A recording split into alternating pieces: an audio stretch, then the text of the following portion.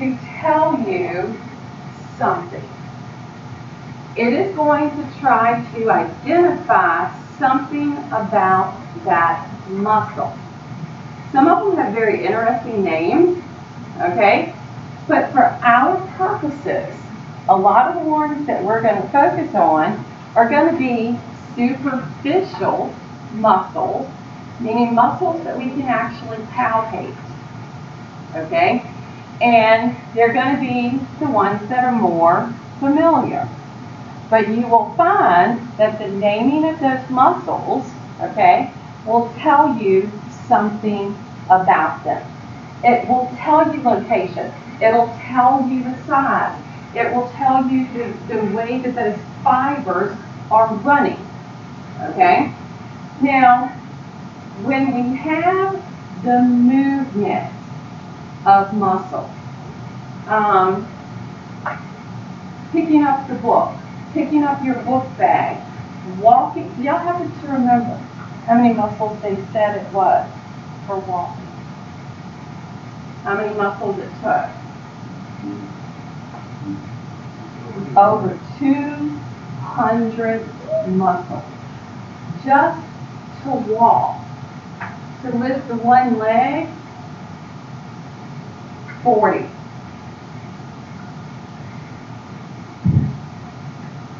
The smile, the saying of the hello, everything.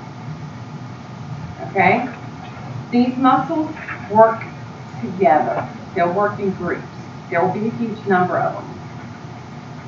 The goal of skeletal muscle movement is to have a force.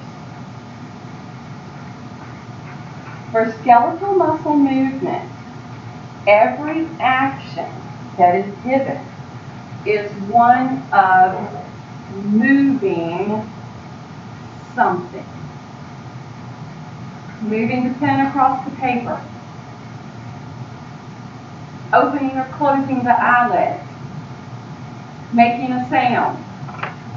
Okay?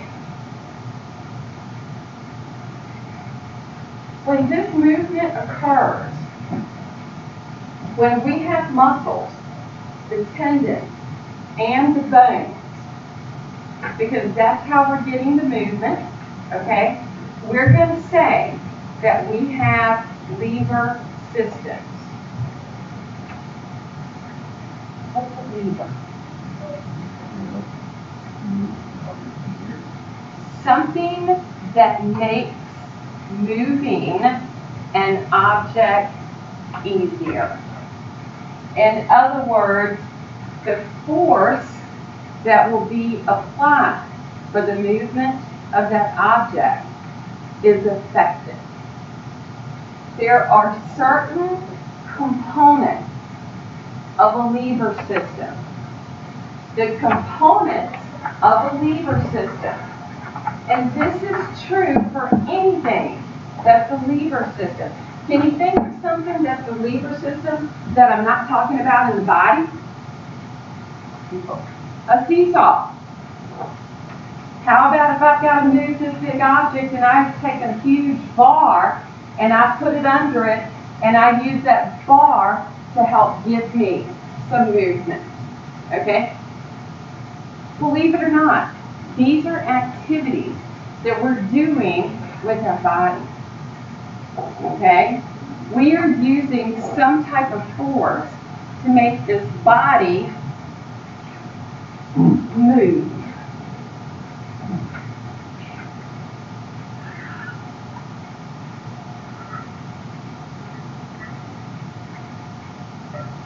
Y'all get the drift? Okay? So when we have a lever system, in this system for the body, the lever is going to be a shaft, or most likely it's just going to be the bone. Okay? So for our purposes, we're going to find the bone as the lever. The pivot point. Think about a seesaw, for example.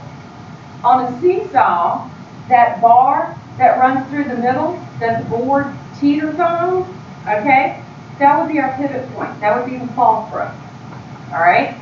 The joints of our body are our pivots, or our fulcrums. Does that make sense? Okay? Our weight, or the resistance, moving our body is hard work. Okay? Not only do I have the weight of the body to move, I also have gravity. For our purposes, as humans, as animals I should say, okay, we not only have to move the weight of the body, we got to fight against gravity to do it. Okay? And gravity weighs us down. Okay? 24/7. So if we look at levers, levers are classified as being a first, second, or third lever. Once again, we're dealing with force. Okay? In our body, all three exist. With the lever system, your textbook is going to get into great detail about the lever systems. It's going to bring in some math, okay? We're not getting that deep, mainly because we don't really have the time, and it's something that if you decide to go into that branch of medicine, you're going to have to focus on more. I want you to just understand that the body works on the lever system for movement. In something such as physical therapy, they might get into this a little more, okay, because it does play into the range of motion, for example. So, but for our purposes, all three classes exist, okay, class 1, class 2, class 3. It is for the force of movement, for lever system, okay, and these are just some examples of the class 1, class 2, class 3. A good example, some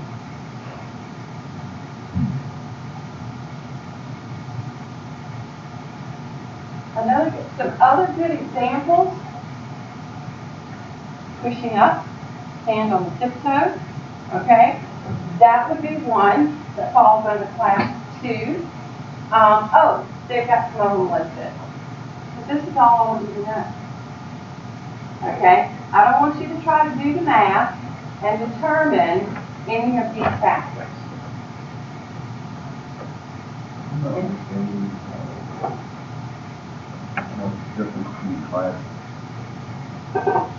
The biggest difference between the classes would be these factors, okay? Our fulcrum, the weight that's being used, and basically what is going to be that force behind it. So for example, if you look at the first one, class 1, which is the most simple, okay, it's the most simple lever. This is the one where our fulcrum, think of the joint, okay, this would be directly in the middle. Weight and force are the same, all right, and that's why they just teeter. They're giving you the example of the head, because right here where the skull meets C1, all right, the reason that that joint right there that exists, okay, that's the reason we can look up at the stars, because of the force that we're using, which would be greater than what would technically be applicable, okay? And it's the reason that we can actually look up at the stars. It allows us to hyperextend an area of the body that we didn't need to. So technically, looking up at the stars like that is hyperextension. But without that fulcrum, without the joint, that would not take place. Does that make sense? Now look at where the fulcrum is for the class 2. There's no longer an even distribution of our weight and our force. Okay? My fulcrum is now different, and because my fulcrum is different, I'm getting a different movement out of that area of the body. Each joint will have one of these classes. Or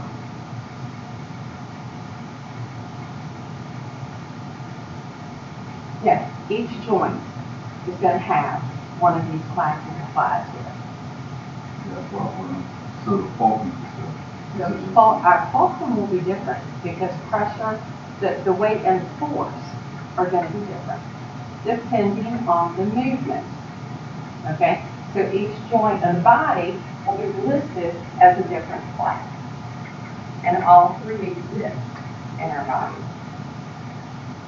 Okay? But they do this math that lets you know what the movement should be for that class. And so they'll say, okay, this motion, and all the math done together should always equal 1.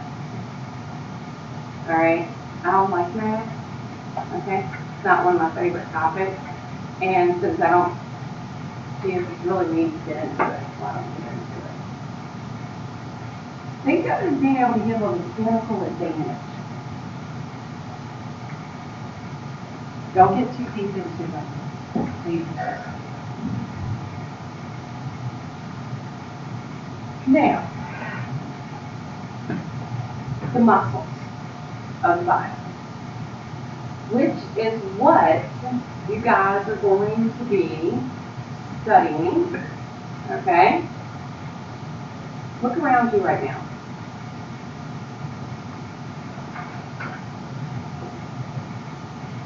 Do you happen to see anything in this room that could match this model?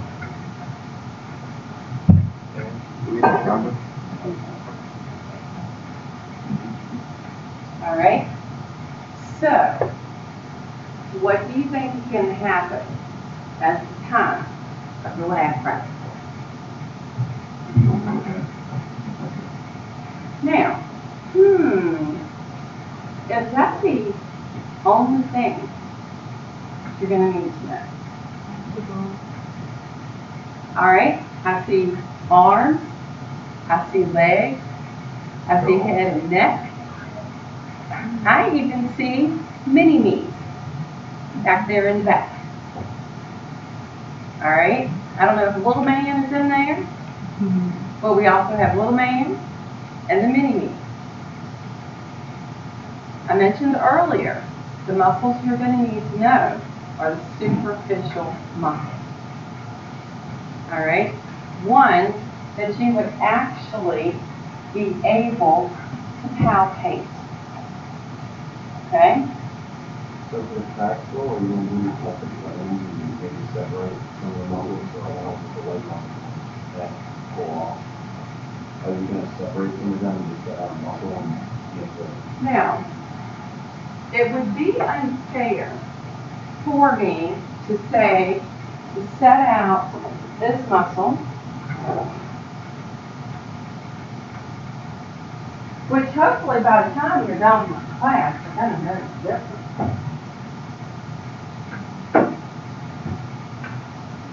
To just have these out.